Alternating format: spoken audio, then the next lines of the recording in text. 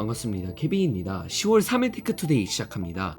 오늘도 며칠 전 이어서 갤럭시 S23 시리즈에 관한 내용 전해드리도록 할 텐데, 오늘도 이전 테크투데이에서 전해드렸던 내용 먼저 전해드리겠습니다. 이전 테크투데이를 통해서 이번 갤럭시 S23, S23 플러스 그리고 S23 울트라의 캐드 도면 렌더링이 유출되었었고, S23와 S23 플러스 같은 경우 S23 울트라와 비슷한 물방울 느낌으로 후면 카메라 디자인이 변경되면서 S 시리즈의 상징이었던 컨투어 컷 디자인이 없어지는 것으로 보여진다는 내용 전해드렸었습니다.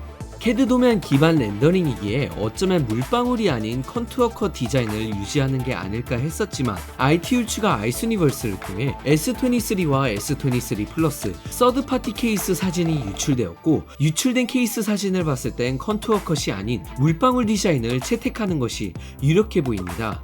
카메라 같은 경우 S22, S22 플러스보다 조금 더 커진 것으로 보여지며, 기존대로 50메가픽셀 메인 카메라 센서가 탑재될지 아니면 또 다른 크기의 센서가 탑재되는지 아직까지 자세하게 언급된 내용이 없습니다. 마지막으로 S23와 S23 플러스 같은 경우 이미 중국 3C 인증이 완료되었는데, 3C 인증을 통해 기존 S22, S22 플러스와 동일하게 최대 25W 고속 충전을 지원하는 것이 확인되었습니다.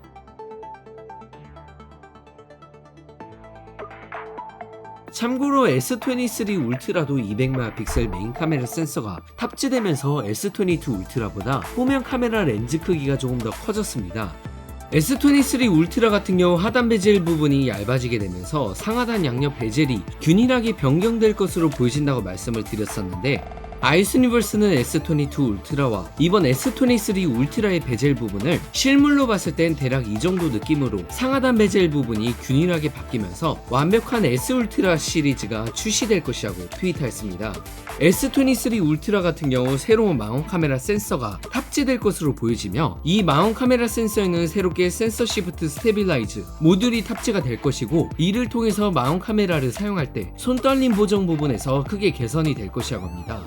마지막으로 이번 S23 시리즈에 탑재되는 스냅드래곤 8 2세대 칩셋 같은 경우 아이스유니버스에 의하면 8 플러스 1세대와 동일하게 TSMC 4나노 공정 기반 아키텍처로 제작되었고, 이번에도 NPU와 ISP 그리고 GPU 부분에선 크게 개선이 되었다고 합니다. 참고로 GPU 부분에선 이번 Z 플립4와 폴드4에부터 탑재가 됐던 스냅드래곤 8 플러스 1세대부터 이미 작년에 출시된 애플의 A15 바이오닉과 거의 동급 또는 조금 더 높은 수치를 기록하고 있으며, 이번에도 CPU 부분을 언급하지 않은 것으로 보아 CPU 부분에서는 5에서 10% 내외로 작은 개선만 이루어지지 않을까 개인적으로 생각됩니다.